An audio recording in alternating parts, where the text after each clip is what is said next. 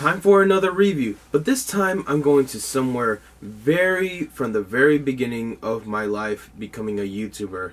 Star Fox. What is Star Fox very special? It's one of the coolest games ever. You play as Fox McCloud, saving the Lilat system and defeat Andross. But what makes it interesting is that Star Fox was the first game that introduced me all the history of Nintendo, and also was the first time that the Star Fox games got me into the Star Fox series. See, when I was a kid, I never really got into series. If I had played Mario 64, wouldn't really pay attention to Mario. If I had played Donkey Kong, I would pay a little bit of attention but ignore it. But the Star Fox series was very interesting. However, if you all remember, I used to have been called StarClay64, and I used to play Star Fox. Once again, we're back here with Star Fox 64, yeah. Wow, that's a really long time ago. Anyways, let's get ready for the Super Nintendo and talk about Star Fox for the Super Nintendo. This game featured a chip called the Super FX chip, which allowed the Super Nintendo to be able to turn it from a 2D game to a 3D game. Yeah, this game is so awesome. So let's start our review. The game Star Fox included a chip called the Super FX chip. That's why this game is all mostly in 3D. My goodness, this music is so... it feels like Star Wars, but it's Star Fox and way better. But anyways, let's talk about the game. The story is that Andross, a mad scientist, is trying to conquer the Lilat system. And of course, he wants to take over, but it's up to the only team, Star Fox. Yes, hosted by Fox McCloud, Falco Lombardi, Peppy Hare, and Slippy Toad. Man, this title screen is so rad. Before you start your adventure, it actually shows you how you can try out the game. There's different options, but I prefer the original one. But when you press start, there's training and games, so let's talk about training. The training is more like learning how to use, more like how to play the game. And the more you play it, the more you get better. And if you're wondering how do you get out, just press start. That's about it. Yeah, like Slippy said. Alright, let's start the game. There are 3 levels, so I'll go in order. So let's start out with level 1. We're gonna be going on Corneria. One cool thing about it is that it zooms on the planet and then you see General Pepper and Fox. Now this will only be the one time I'll show you guys. For the rest of it, I'll be talking about the levels. Another cool thing is that it says good luck. Oh man, when you see the R-Wings start flying, it feels like it's one of those like places of where it's about to begin a fight. I like how it says incoming enemies, prepare to fight. And then the R-Wings use the boost, and then we start our level with Corneria. So now this is level 1, stage 1, Corneria. Oh man, I remember this is a game that I played on the emulator, but like I've always said, time to play the real deal. One cool thing is that you can upgrade your weapons, well, the lasers. So now I got twin laser. Pretty cool, right? So you start out with the regular laser, which is 1. Twin laser is 2. And then, you know what? I'll save the third one until we see it. In each level, there's always a boss. Yes, this is actually a very cool thing because I love facing Star Fox bosses. Want to know why? Because I get to destroy them so easily. But in this Star Fox, as you heard, it said incoming enemy, and you see a health bar. That health bar will say how much the enemy has. So your best bet is to take him down. Also, I want to point that out that whenever you defeat a boss, the screen kind of flashes a little bit. Recommend you to watch this in the daylight. But as you can see, I was just basically destroying this opponent so badly. I guess because I play a lot of Star Fox games. However, when you take an opponent down, it sounds like a thunderstorm and then explodes. But what's cool about it is that you get this awesome victory theme. When I first heard this, I was proud of myself of taking that boss down. And hey, you got everyone back. Now, what's cool is that there's a scoreboard. Yeah, I found out that this was designed as an arcade style. Oh, look at that, I got a credit. Alright, level 1 stage 2 is the asteroid belt. What's this? I'm on first person. Yeah, you can actually change the view by pressing the select button. That's a really interesting way. I forgot to mention in the corners, except for the one that shows enemy, is your life, health, and boost with bombs. You can see that there's a lot of asteroids in this part. You gotta dodge and make sure to find a path in order to make it to the boss. Then we have this boss, which in order to take him down, you gotta destroy the 4...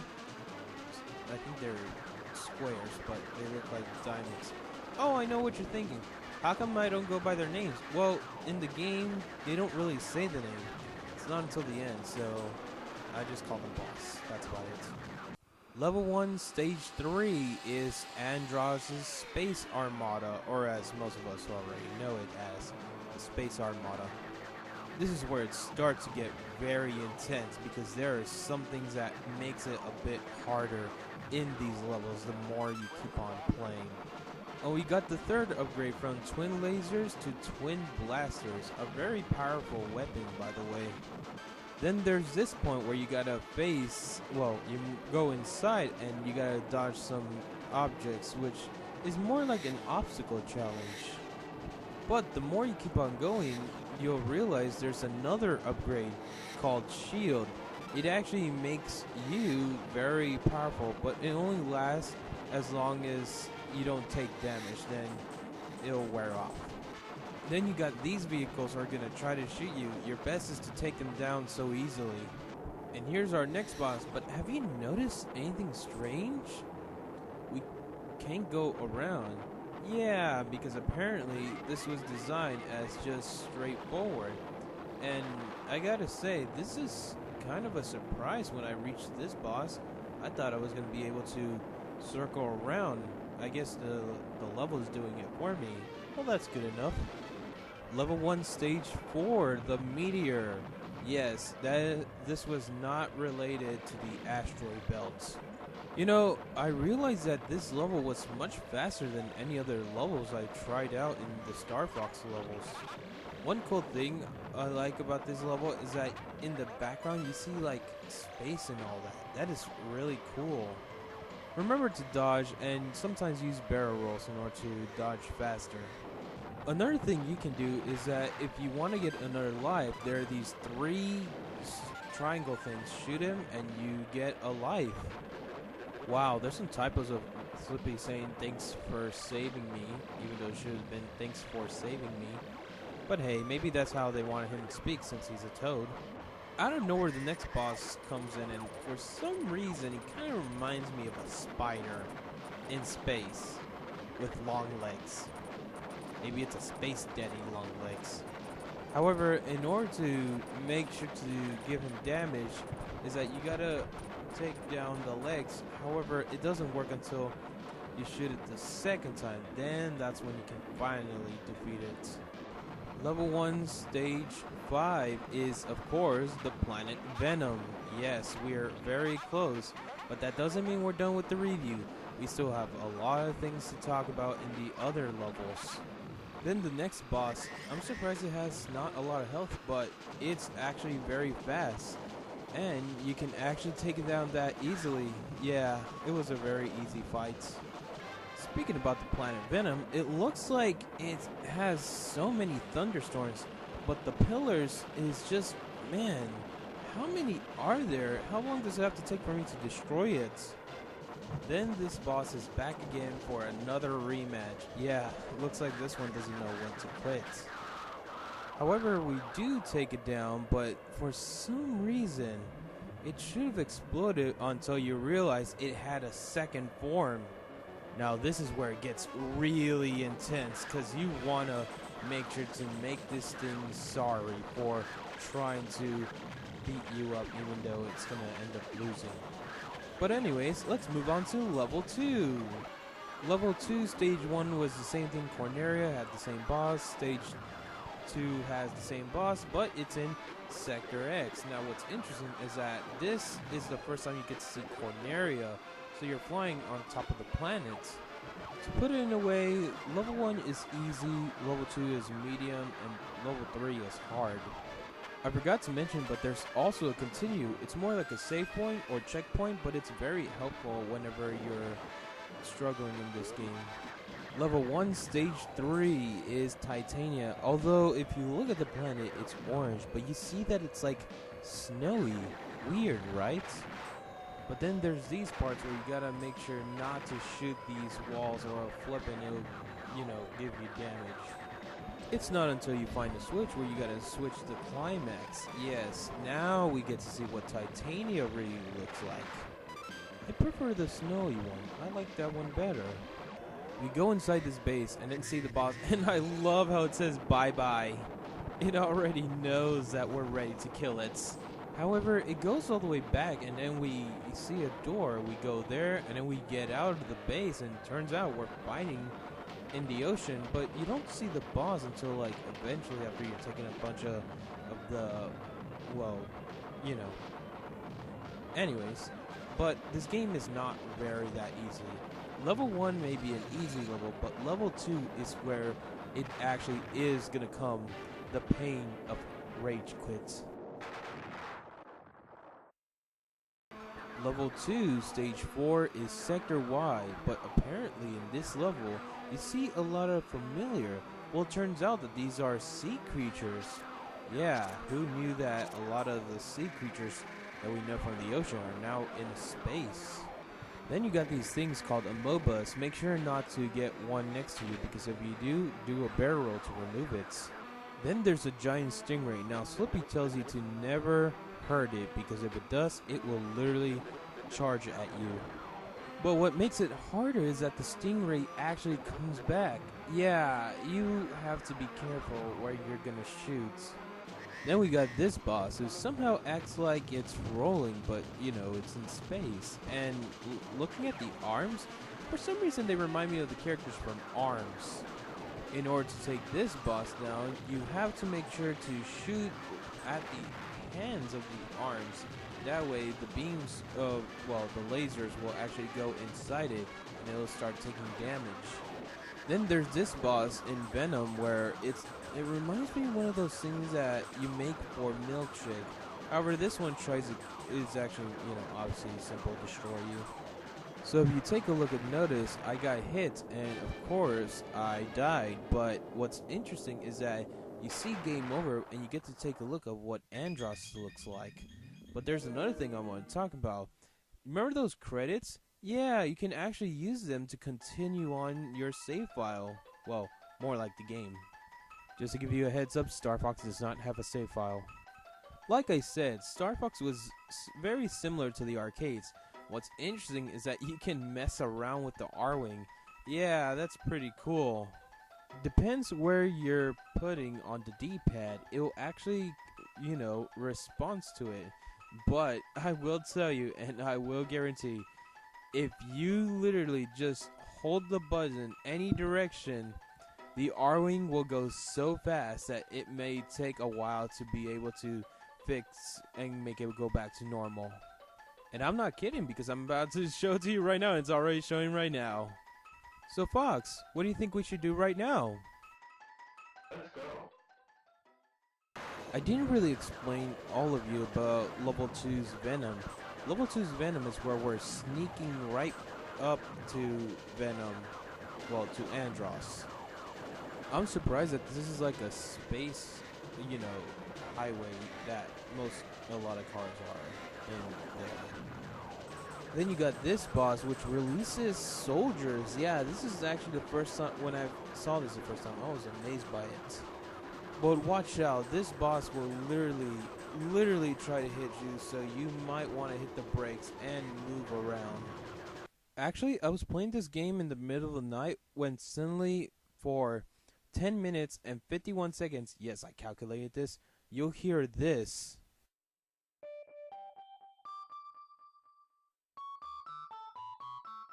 That's right, this music, when I first heard this, I was shocked and amazed by how beautiful it is.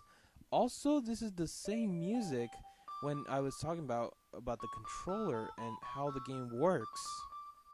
Man, I'm surprised that I found this after I was helping my parents doing something and I heard something and I thought it was myself until it was this music, and my goodness, I still have to give credit.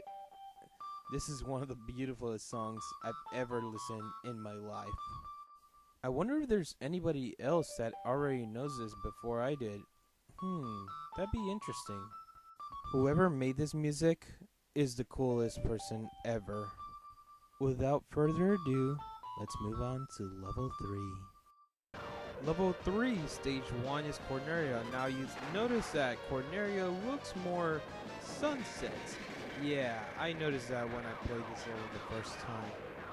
Now you were expecting that the third boss of the Corneria level 3 was going to be the same one, but no, it's like a tank one. Really cool, but I just have to ask, why 3? Of course, to take it down, you have to shoot the top part first. Yes, do not shoot the midsection, because if those top parts come down, it'll bring back those midsections. Level 3 stage 2 is the asteroid belt again, yes, and of course the boss is different. It looks like one of those things that you turn on for, the garbage disposal in space while shooting missiles, and also releasing some space net to capture you and then try to damage you completely. Level 3, stage 3 is Fortuna, and my goodness, this reminds me of our planet Earth. But it has giant plants and creatures. It's like Mother Nature. And also bugs. I forgot to put bugs in there. After we get the checkpoint, now we're on the water. Yes, this is where I was talking about the sea creatures. I'm very impressed that they make it like the ocean. That's a really cool thing about, Fortuna. Then there are these dragons that really shoot out fire. You might want to dodge them. And trust me, you really want to do that. The next boss reminds me of the Pokemon Doduo, but instead it just literally, you have to destroy it. Also, it shoots out eggs whenever the tail is moving fast. Well, it's more like moving sideways slowly, but the only way to take it down is by obviously shooting in the tail or shoot the heads, and then it'll start glowing orange. Level 3, stage 4 is Sector Z, and if you take a look and notice, some of the blocks are like polygon. It was not really colored, but this is where the rage quit comes in level 3. In this level, you will literally lose all your lives, so your best is to dodge and do not get confused by it. And like here, there's so many, it's hard to dodge and hard to tell where to dodge. I've never mentioned this, but whenever you die, you lose all your power-ups if you have any of the power-ups of an R-Wing. And yes, this is the checkpoint at Sector Z. Now let's move on to the next part, because I do not want to get more rage quits. Sector Z's boss is kind of like the Space Armada, but a bit larger. What's interesting is that it actually switches around, so it goes left and then it goes right. But also there's these diamond ones. Do not shoot them, because there will be more of those assist bad guys. Level 3, stage 5 is Macbeth, and yes, it's a volcano level, although it kind of reminded me of Titania. If you take a look and notice, it looks like on the top part there's also some objects. Yeah, this is new. Then we have this boss. This boss is a lot different from the others. The only way to be able to take it down is first to take down those things that are right on next to the tip that's on the floor. And after that, it's gonna hatch and then jump to the other side where you gotta destroy the core of it. I also wanted to mention, you guys, but do not let the R-Wing break one of the wings, because if it does, let's just say it might be difficult to get an upgrade. And I'm pretty sure you already know what's the next stage of level 3. Of course, it's Venom. Level 3, stage 6, Venom is a lot. It's like you mix the level 1 Venom and the level 2 Venom together, and you got a very a bunch of armies trying to destroy you. Then we got this boss. This boss is the hardest one I've ever battled. So you notice that it's going circles, but it's like piece by piece. The first one shoots lasers, the second one shoots, I think they're like landmines. I've always thought that they were landmines. The third one does nothing. So when fused together, this is where the real fight comes in. And this fight takes forever because this boss knows how to defend its weak points. But on the planet Venom, it's much easier because it actually, you'll see how this fight gets really easy. But what's weird is that the boss changes form, just like the first boss in the planet Venom in level 1. And you know, I had the shield all the time when I was facing this boss. Well, until it got rid of it, then I had to beat it up. Once you destroy that boss, now it's finally time. It's time to take down Andross. To give you the heads up, Andross on the 3rd level is the real deal. This is where the final battle comes in. I know what you're all thinking. Why is Andross the villain? Well, Andross declares war, and he also killed Fox's father named James McLeod. But what's crazy is that Andross used himself as a test subject to turn him into a monster. Yes, this is what Andross looks like in the Super Nintendo version of Star Fox. Now, it looks like a human face, but then again, if you think about it, Andross, like I said, Andross has became an experiment on his own. So your best way is to dodge these metal plates and to make sure that you can destroy him once and for all. Once you destroy both of its eyes, you'll see what Andross looks like. Now this is where you're supposed to shoot it really fast, but if you don't, it turns into this... Okay, so a lot of people say that this looks like a monster. I think this looks like a Toro, because Andross goes from a regular face into, I still call it a Toro face. Not only it's shooting metal plates, but it's now shooting projectiles. Now that's what makes it really hard. Of course you gotta do the same thing, shoot at the eyes so it can reveal to Andross's real form. And like I said, shoot it as many times and you'll see Andross spinning around and explode. And now we finally get out of Andross Fortress and we saved the Lilat system from Andross. What's crazy is that once we pass through the doors, everything starts exploding and yeah, I guess Andross is finally dead. Once you get out of Andross Fortress, you see that your pals are over there. Well, it looks like they weren't involved with Andross, so it was just Fox versus Andross, a 1v1.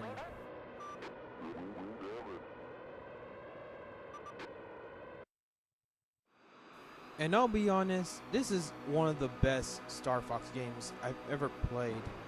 I'm glad I had so much fun playing this on the Super Nintendo.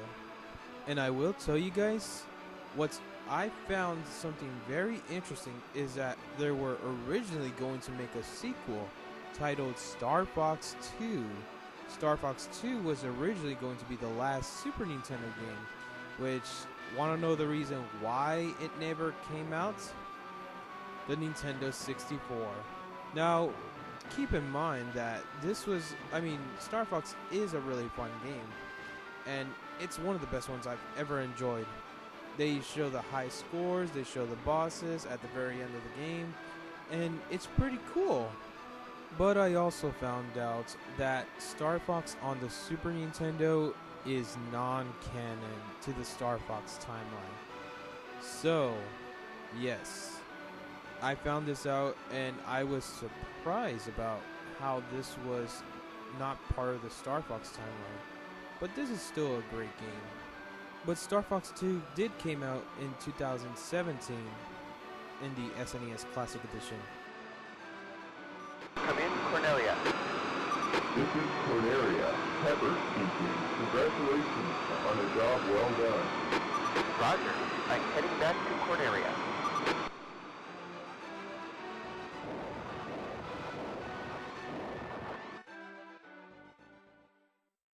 And that was Star Fox for the Super Nintendo. It's one of the best games I've ever played. It was made by Argonaut Games and also by Nintendo. They did what was the impossible. In the 90s, 3D was what many game developers were doing, and Nintendo made one of the best ones, which was Star Fox. And oh man, this victory, well, ending credits, whatever you call it, is one of the best.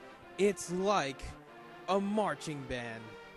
And I'm still hoping to see a brand new Star Fox game on the Nintendo Switch, since the last one we got was Star Fox Zero on the Wii U, which I will have to say, every Star Fox game I play, I claim them as my favorite Star Fox game, whether it's a good one or it's a mixed opinion.